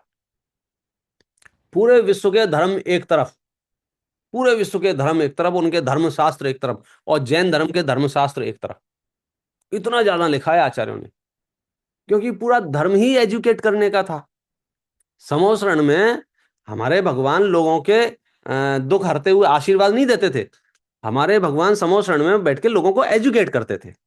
समझो, समझो, समझो। आप देख रहे हैं समोसरण का दृश्य, सब बैठे हुए हैं, प्रभु समझा रहे हैं। ये हमारे यहाँ का वो कॉन्सेप्ट है आगे बढ़ने का, कि समझो, पढ़ो, जानो, सीखो। ये हमारी बुनियाद है एजुकेशन। बाकी धर्मों के बाद 2-2 3-3 किताबें भाई साहब, एक एक मुख्य, एक आध और सपोर्टिंग है। यहाँ आप एक अलमारी खोलोगे 20 दिखेंगी, कभी कभी खुद ही कन्फ्यूज, कौन सी पढ़े भैया यार। आप सोचिए इतने ज्यादा, क्यों इतने ज्यादा हैं? क्योंकि पूरा जीवन भी समर्पित कर दो तो आपको कम नहीं पड़ना चाहिए सामग्री, कभी जरूरत ही नहीं पड़ेगी आपको भटकने के लिए। तो मुद्दा इतना सा था, पाप के उदय में परिणाम पाप के करने चाहिए कि नहीं करने चाहिए, होते हैं कि नहीं होते हैं? नहीं होंगे तो कायरता लगती है कि नहीं लगती है? भाई इस सभा में किसी ने गालियां दे ली और हम सुन के चुपचाप चले गए, तो चुपचाप चल के चले जाना ये कायरता है कि नहीं है? कि पहले आप ये बताओ, वीरता और कायरता कहते किसे हैं भाई साहब? वीरता और कायरता का मतलब बताओ, मैं आपको बताता हूं, गलत हो तो आप सही कर देना। आगे से मैं वैसा बताने लग जाऊंगा, मेरा क्या जा रहा है। हाँ, आप अप्रूव कर देना वीरता और कायरता का। मैं समझता हूं वीर व्यक्ति बहुत पावरफुल होता है, बहुत पावरफुल होता है, और उसकी क्षमता इतनी अधिक होती है कि वो कभी भी किसी भी परिस्थिति विशेष से प्रभावित नहीं होता है, जो मजबूत होता है। जैसे सोना वीर है, अब उसको कीचड़ में डाल दो तो फट से काला नहीं पड़ जाएगा वो। हाँ, मुझे कीचड़ में डाल दिया, वो अपनी वीरता नहीं छोड़ेगा, अपनी वैल्यू कम नहीं करेगा, अपनी कीमत कम नहीं करेगा, अपना नेचर नहीं बिगाड़ेगा। मतलब 10-20 दिन, एक आध महीने, एक आध साल अगर कीचड़ में पड़ा रहे तो अभी 1 लाख का सोना था तो 10 साल बाद वो 50,000 का नहीं रह जाएगा। वो अप्रभावित रहेगा आसपास की परिस्थितियों से। उसको आप सोने के सोने साथ में रखो, चांदी के साथ रखो, लोहे के साथ रखो, मिट्टी के साथ रखो, मिट्टी में गाड़ दो सोने को, तो ऐसा नहीं है वो मिट्टी हो जाएगा, वो अप्रभावित रहेगा। तो अप्रभावित रहना बहुत बड़ी वीरता है, और सारी साधना पद्धति मोक्ष मार्ग की अप्रभावी बनाने के लिए है। हम बात बात पर प्रभावित हो जाते हैं, तो बात बात पर प्रभावित होना तो वीकनेस है भाई साहब। किसी ने 4 बातें कही और आप नाचने लगे, तो ये तो आपकी कमजोरी है। कोई 40 बातें कहें फिर भी हम अपनी मस्ती में मस्त हैं, ये वीरता है। और इजी करता हूं, अभी कोविड आया था ना अपने यहाँ भी आया होगा, ऑरलैंडो आया, पता नहीं कौन सा ट्रेन पकड़ी उसने, कौन सी फ्लाइट पकड़ी, जहां जा रहे हैं वहां पहुंच गया वो। यही गजब है 4 गति का। तो मैं आपसे पूछ रहा हूं, कोविड के समय क्या हो रहा था? हमको जरूरत पड़ने पर बाहर निकलना पड़ रहा था, ठीक है? तो जो लोग बाहर निकल रहे थे और वापस आ रहे थे, कुछ लोग थे जो कोरोना लेके वापस आ रहे थे, और कुछ लोग थे बिना कोरोना के आ रहे। तो इनमें से वीर कौन था और कायर कौन था? साइंटिफिक रीजन बताओ आप, कि जो कोरोना लेके आ रहे थे वो क्यों लेके आ रहे थे पता है? बाहर में कोरोना वाले घूम रहे थे इसलिए नहीं, उनकी इम्यूनिटी वीक थी, उनकी रोग प्रतिरोधक क्षमता कम थी, तो वो लेके आ गए। और लेकिन जिनकी रोग प्रतिरोधक क्षमता अच्छी थी वे नहीं लेके आए। तो वीरता इसमें है कि हम प्रभावित नहीं हुए, वीरता इसमें नहीं है कि हम प्रभावित हो गए। आप महावीर का चरित्र पढ़िए, 24 तीर्थंकरों का चरित्र पढ़िए, जैन मुनियों का चरित्र पढ़िए, जो प्रभावित नहीं होते हैं वो वीरता है। उपसर्गों से प्रभावित नहीं हो रहे हैं, परिस्थितियों से प्रभावित नहीं हो रहे हैं। हमारे बारे में 4 बातें कोई कह दे, हमारे 4 दिन खराब हो जाते हैं। एक्चुअली कायरपना तो ये है, थोड़ा वीर बनो कि किसी भी व्यक्ति के किसी भी परिणमन से मैं अपनी रातें काली क्यों कर रहा हूं? उन्होंने मूर्ख कह दिया है, अच्छा उन्होंने कह दिया है तो तुम हो गए हो कि हाँ, अगर 4 दिन खराब कर रहे हो तो हो गए हो, और नहीं खराब कर रहे हो तो कुछ नहीं हुआ है। मामला सिंपल है, ये सोने की अंगूठी है।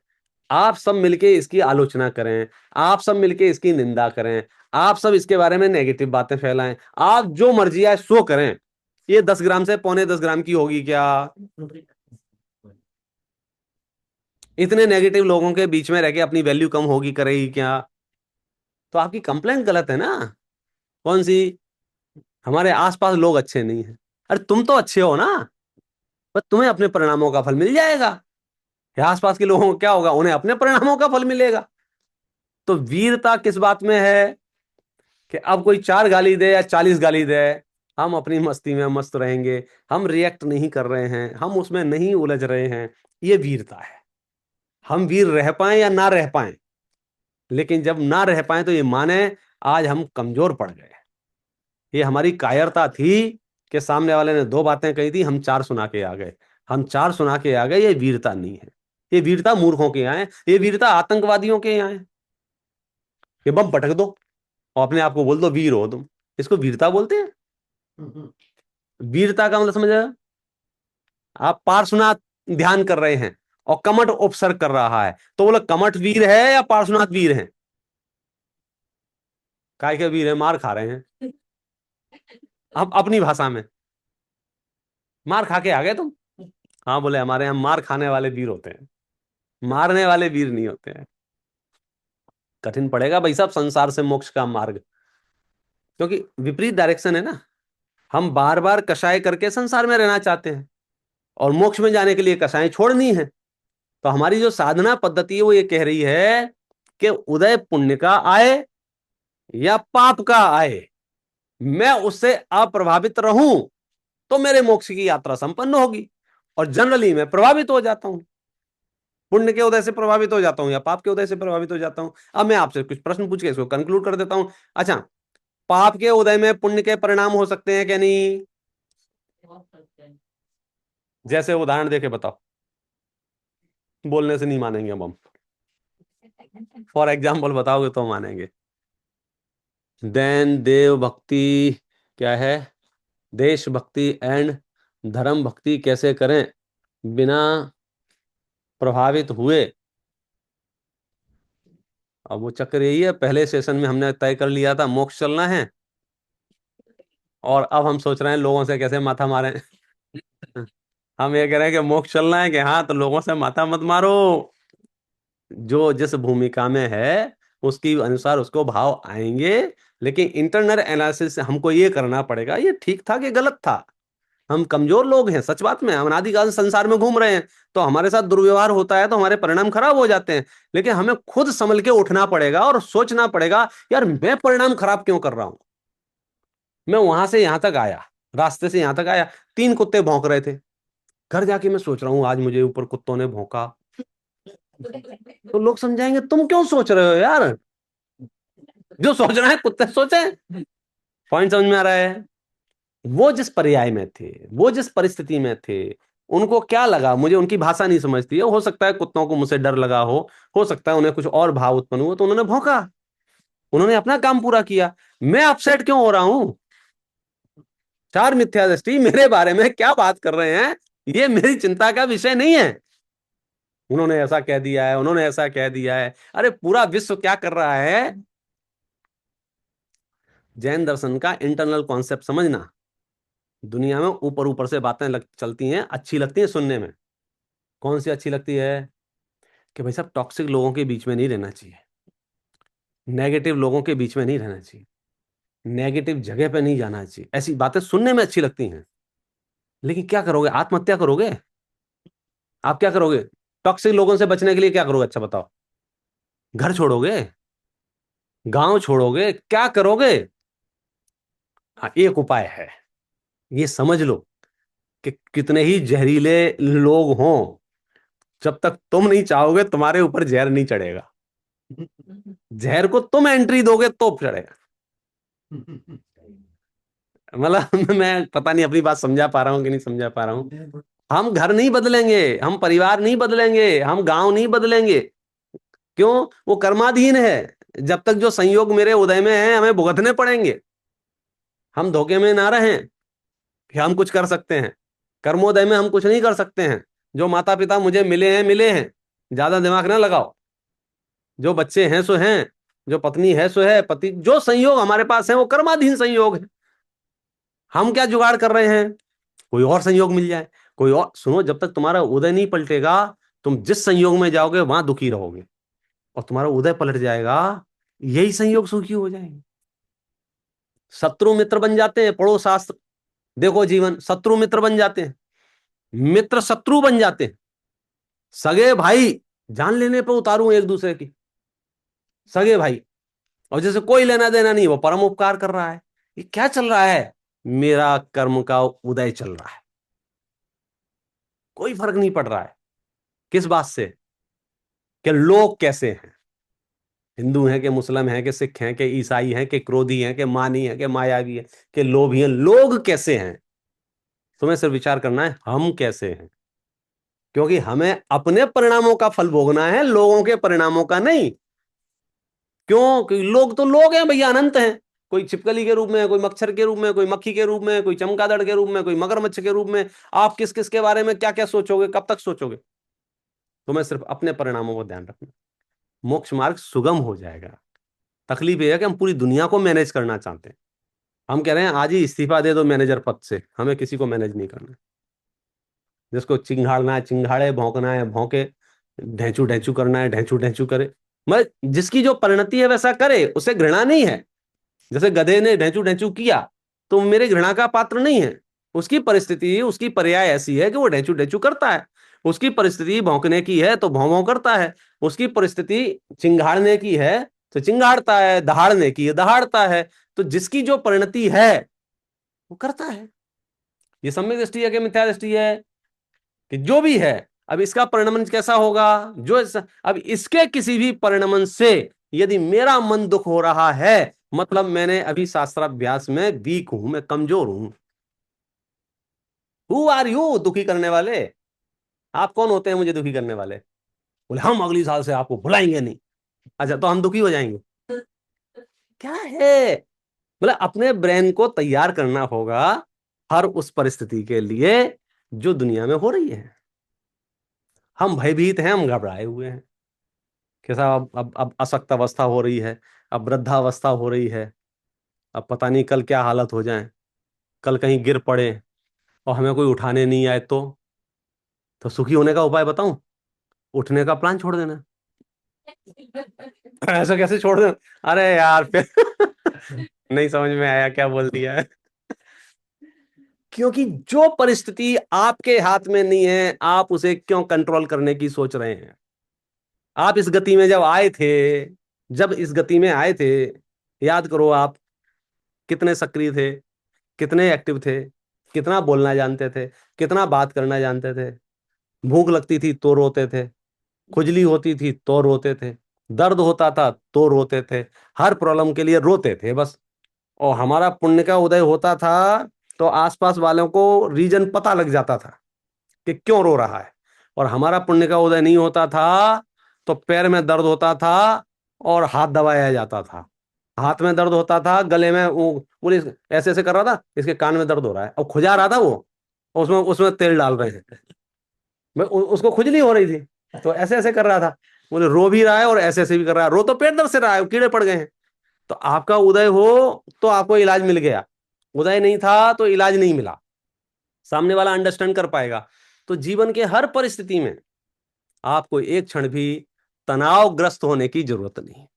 बस आप ये याद करना, आप कौन हैं 7 तत्वार्थों में से? बोले जीव। जीव का काम क्या है? जानना जानना जानना जानना जानना जानना जानना। ये पुरुषार्थ है, ये पुरुषार्थ है। आप प्रभावित नहीं हो रहे हो, ये पुरुषार्थ है। पुरुषार्थ माने कर्म बंधन नहीं आने दे रहे हो, कर्म नहीं बन पा रहे। कर्म क्यों नहीं बन पा रहे? क्योंकि आप प्रभावित नहीं हो रहे हैं। जैसे मैंने दुर्वचन कहे और आप बिल्कुल शांत मन से प्रसन्नता से बिना प्रतिक्रिया के बैठे रहे, बोलो कर्म आपको बनेंगे कि नहीं बनेंगे?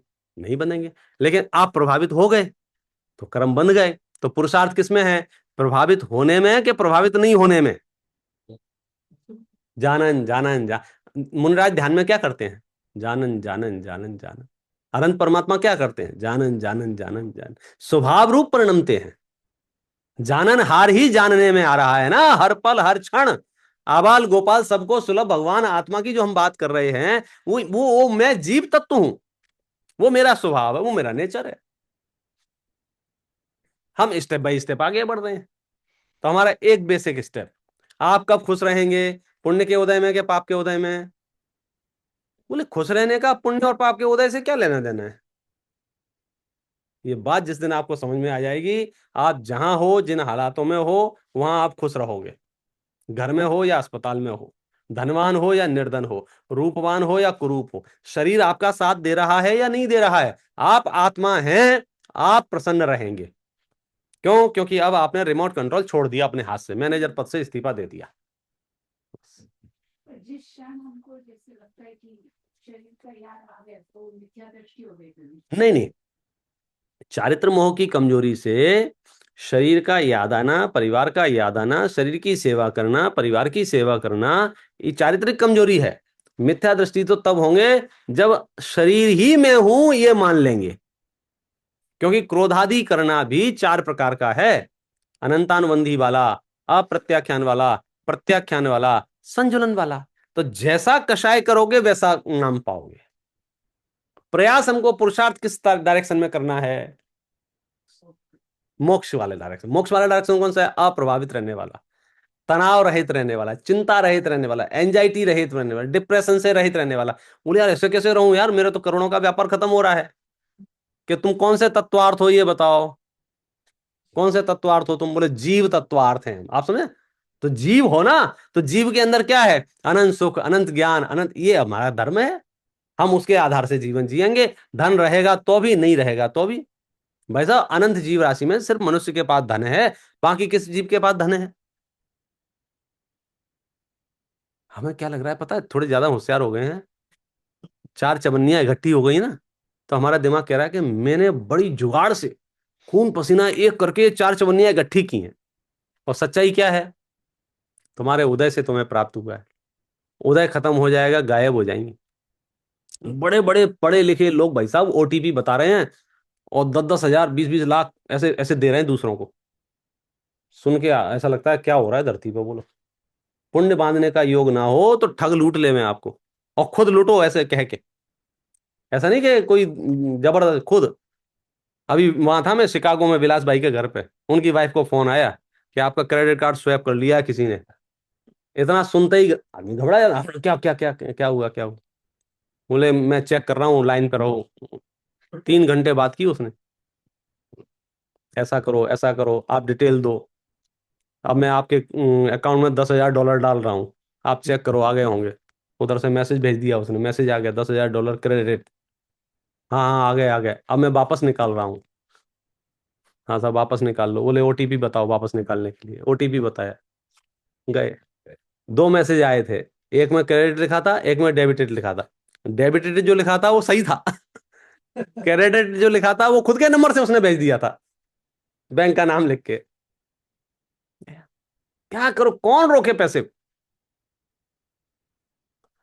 लगता है गांव खेड़े के बेचारे अनपढ़ लोग ठगाए जाते होंगे। नहीं, पढ़े लिखे अनपढ़ से कोई उस काल में आपकी बुद्धि वैसी हो जाएगी। हमारा सतत प्रोग्राम चलता है अपना, सीजन फर्स्ट पहला जो मोक्ष में प्रकाशक का हुआ था, उसमें चीफ गेस्ट थी अपने को डॉक्टर हिंदुजा, डॉक्टर हिंदुजा, इंदिरा हिंदुजा पूरा नाम उसका। एशिया की फर्स्ट लेडी है वो, आईवीएफ जो बच्चे होते हैं उसकी। इंदिरा हिंदुजा, हिंदुजा हॉस्पिटल है बॉम्बे में। वो अपने यहाँ चीफ गेस्ट बन के आई थी। भाई साहब 30 लाख रुपए दे दिए उसने ओटीपी बता के। क्या करोगे? मतलब, और पद्मश्री अवॉर्डेड है, पद्मश्री है। मतलब अपन को ऐसा लगता है बेचारे अनपढ़ लोग, भोले भाले लोग ठगाए जाते होंगे। डॉक्टर है, पद्मश्री से पुरस्कृत है, मतलब बहुत अच्छे ओहदे पे है। अच्छा, उनके परिवार में कोई कमिश्नर है, कोई कुछ है, कोई अता पता नहीं। उसकी ताकत थी ना 30 लाख की, तो हाँ। कहने का मतलब यह है, आपको ये विचार करना होगा कि जो धन गया है और जो धन आया है, इसमें मेरा क्या बना और मेरा क्या बिगड़ा। तो मोक्ष मार्ग की यात्रा पे आपको आपको स्वीकार करना होगा, मैं तो आत्मा हूं। ये संयोग और वियोग इस संसार की कड़वी सच्चाई है। जो सूर्य सदा ही चले पश्चिम के रास्ते, त्यों जीव का भी जन्म है मृत्यु के वास्ते। उसमें आप ऑब्जेक्शन नहीं कर सकते। हाँ, उसमें जबरदस्ती दिमाग मत लगाओ, वहां फिर वहीं जाके शांति मिलेगी। कोई बुरा कहो या अच्छा, लक्ष्मी आवे। अरे यार आप बोलते नहीं हो।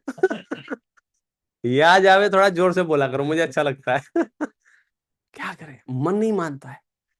बोलते जैन दर्शन पढ़ रहे हैं अपन लोग, और अपन सब जैन दर्शन के अनुयायी हैं। तीर्थंकरों पे आस्था है हम सबको, मतपन संप्रदाय कोई भी हो आपका, लेकिन तीर्थंकरों पे भरोसा है, और ये मार्ग तीर्थंकरों का है। बोलते हुए भी मेरा प्रश्न यह है कि आपको ऐसा श्रद्धान है क्या नहीं है? कैसा? लक्ष्मी आवे या जावे, हमारे बाप का क्या गया, जो चली जाए। मतलब यहां से घर जाएं और घर मिट्टी का ढेर मिले और आपको टेंशन ना हो, तो समझना आप अपने आप को जीव तत्वार्थ मानते हो, नहीं तो घर तत्वार्थ मानते हो अपने आप को। उद्गल अपने आप, मतलब आप समझे परेशानी कहाँ है? कोई बुरा कहो आप टेंशन क्यों ले रहे हो?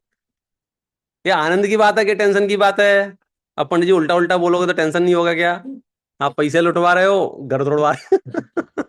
अरे भाई साहब, शास्त्र पढ़ोगे तो पता चलेगा, शरीर के सहस्त्र टुकड़े हो जाएं तो भी मेरी आत्मा का कुछ बिगाड़ नहीं होता है। ऐसा श्रद्धान रख के जियो, आपका कोई परिणाम खराब नहीं कर सकता। एक बार शास्त्र के अनुसार अपने चिंतन तो देखो। किससे होता है? जहां भी होता है कर लो, मान लो। ज्ञान में, बुद्धि में, प्रज्ञा में शब्द अलग अलग हैं। हर धर्म दर्शन के शब्द अलग अलग हैं। कहीं इसको विद्या बोलते हैं, अविद्या ज्ञान को बोलते हैं, अलग अलग है। जैन दर्शन में 3 ही शब्द हैं: मिथ्या दर्शन, मिथ्या ज्ञान, मिथ्याचार्य। संसार में रहो, सम्यक दर्शन, सम्यक ज्ञान, सम्यक चार्य, मोक्ष में चलो। तो ये सम्यक दर्शन है, जैसा है वैसा मान लो। धन का नेचर कैसा है? आना और जाना, बस दिल से मान लो। तो फिर क्या होगा? आ जाए तो समाचार मिल गए, चला जाए तो समाचार मिल गए। अभी क्या हो रहा है? आ जाए तो बहुत बढ़िया, चले जाए तो सब खत्म हो गया, सब खत्म हो गया, सब खत्म हो गया। क्या खत्म हो गया आप बताओ? आप जो भी समेट रहे हो, जो भी समेट रहे हो, ईमानदारी से सोचना। हम श्रावक हैं, हमें आवश्यकता है धन की। शास्त्रों में उपदेश दिया है कि श्रावक को योग्य आजीविका करनी ही चाहिए, लेकिन आसक्ति नहीं रखनी चाहिए। दोनों में अंतर है। आप धन संभाल के रखोगे, लेकिन धन में आसक्ति नहीं रखोगे। अब वहां तक पहुंचने के लिए आपका यह अभ्यास है पूरा का पूरा। कैसे करें? कोई बुरा कहो या अच्छा, लक्ष्मी आवे या जावे। पक्का कल थैला लेके आना एक। लाखों वर्षों तक जीऊं या मृत्यु आज ही आ जावे। तैयार है? कुछ काम है? अथवा कोई कैसा ही भय या लालच देने आवे। हम तीर्थंकरों के अनुयायी हैं, यहाँ लालच और भय नहीं चलता है। हमारे किसी भी धर्म ग्रंथ में भय और लालच नहीं। विश्व का इकलौता धर्म दर्शन है जिसमें डर दिखा के धर्म नहीं कराते हैं।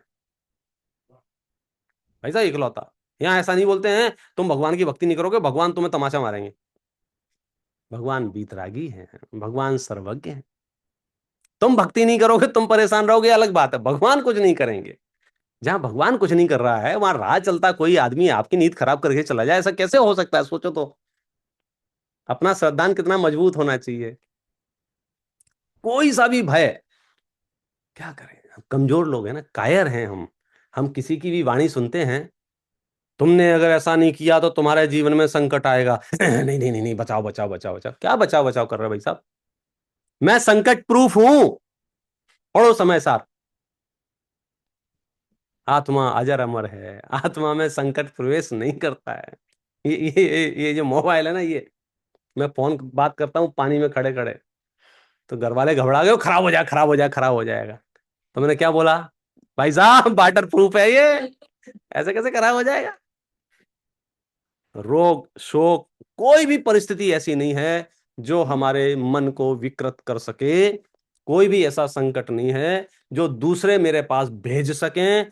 कोई भी ऐसी व्यवस्था इस धरती पर नहीं है। ये सब झूठ और फ्रॉड है जो ये कहे कि हम तुम्हारे जीवन में संकट भेज देंगे और हम तुम्हारे जीवन के संकट निकाल लेंगे। उनसे खुला खुला बोला, बोला तुम अपने जीवन के संकट निकाल लो, वही बहुत है। तुम खुद ही संकट में हो। समझ में आ रहा है? तरह तरह की विद्याएं, तरह तरह के चमत्कार, तरह तरह के ड्रामे चलते हैं विश्व में। मैं भाग्यशाली हूं, मुझे तीर्थंकर मिले हैं जो अभय दान दे रहे हैं, जो मुझे निर्भय कर रहे हैं। महावीर डराने का काम नहीं करते हैं, महावीर डरने का काम नहीं करते हैं। आपको मालूम है एक बार क्या हुआ था? मैं बता देता हूं लास्ट। 5-7 चींटियां भूपेंद्र भाई ब्रेकफास्ट कर रही थी। क्या बोला मैंने? ब्रेकफास्ट चालू था 5-7 चींटियों का रास्ते में। उधर से महावीर आ रहे थे। तो एक चींटी बोली बेन साइड में हो जा, महावीर आ रहे हैं। पता बड़ी चींटी जो समझदार थी वो क्या बोली? चुपचाप खाते रहो, महावीर है, साइड से निकल जाएंगे। समझ में आया? भाई साहब महावीर से चींटियां भी नहीं डरती हैं। ये उनकी चर्या है, वो उनकी विशुद्धि है, ये उनकी पवित्रता है। अच्छा वो किससे डरते हैं? वो किससे डरते हैं? जब घर से जंगल गए होंगे ध्यान करने के लिए, 4 बॉडीगार्ड ले गए होंगे कि मैं ध्यान करूंगा, आप कोई शेर नहीं आया, चीता नहीं आया। भाई साहब ना वो किसी से डरते हैं, ना वो किसी को डराते हैं। ये जैन दर्शन डरने डराने वाला दर्शन ही नहीं है। जो डरने और डराने की बात करे, आप मुंह पे कुछ बोल पाओ या ना बोल पाओ, विश्वास रखना अपने अंदर, ये मानना कि ये कुछ भी हो सकता है, तीर्थंकरों का अनुयायी नहीं हो सकता है, क्योंकि ये डराने का धंधा चला। हमें तो निर्भय करने वाले गुरु चाहिए, हमें निर्भय करने वाले देव चाहिए, हमें निर्भय करने वाले शास्त्र चाहिए। और जैन दर्शन निर्भय करने वाला दर्शन है। भगवान की शकल देखो, ऐसी शकल देख के निर्भय हो जाओ आप। डरने की आवश्यकता, अस्त्र शस्त्र उनके पास नहीं है, भयाकांत मुद्रा उनकी नहीं है, आंखें ऐसे ऐसे नहीं कर रहे हैं कि हम तुम्हें खा जाएंगे। बड़ा सरल शांत प्रसन्न मुद्रा में ये अंतर की शांति उनको प्राप्त हुई है, और उसकी झलक उनकी मुद्रा में दिखाई देती है। हम और आप सब उस मार्ग पर चलें और वहां पहुंचे। इस बात से विराम करते हैं।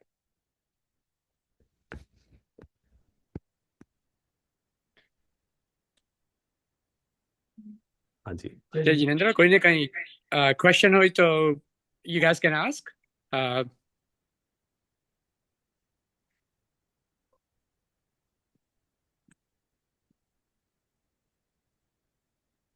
है किसी को? नहीं अभी।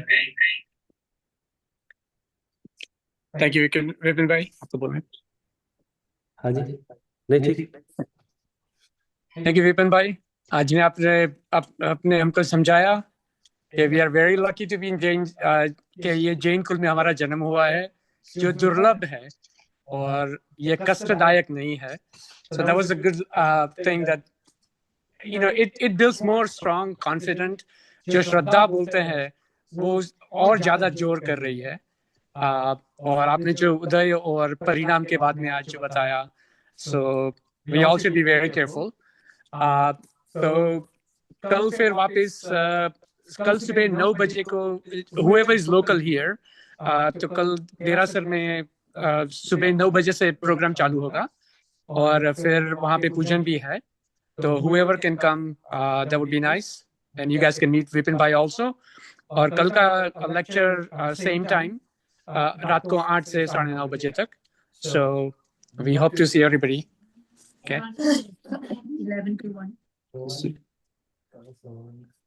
કાલે 9 વાગ્યા onwards પ્રોગ્રામ ચાલુ થશે. So, okay. જય જીનેન્દ્ર. વિપુલભાઈ હા કાલ સવારે લેક્ચર પણ છે આઈ થિંક. હા, એટલે કાલે સવારે પૂજનમાં લેક્ચર છે, એટલે જે કાલે પૂજન થવાનું છે શ્રુત પંચમીનું, એમાં વિપિનભાઈ સમજાવશે. હશે લેક્ચર Yeah. પૂજન લેક્ચર વિશે તો છે. કાલે 8 થી 9:30 છે અને સોમવારે પણ 8 થી 9:30 છે. હશે પણ કાલે આપણે દેરાસરમાં ઇન પર્સનમાં, એટલે વિપિનભાઈ પણ ત્યાં જ આપણને સમજાવશે. હશે ઓકે. શ્રુત પંચમીની ઉપર કાલે છે એમનું લેક્ચર, એટલે ત્યાં પૂજા કરતી વખતે જ આપણને સમજાવશે. હશે તો રિક્વેસ્ટિંગ એવરીબડી કે જો થાય તો પ્લીઝ કમ ઓવર અને આપણે બધા સાથે ધર્મ કરશું. Okay okay. જય જીનેન્દ્ર. निज निधि निज में बताई, यह अनंत उपकार इसके लिए जिन वाणी माँ को वंदना सत बार है, वंदना सत बार है।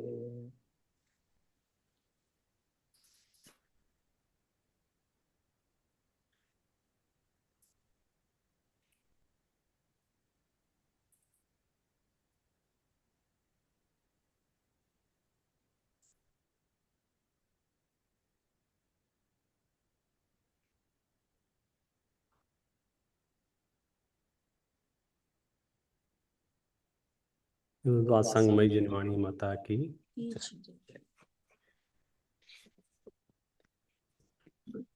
चलो जी सब जय जिनेन्द्र। जय जय।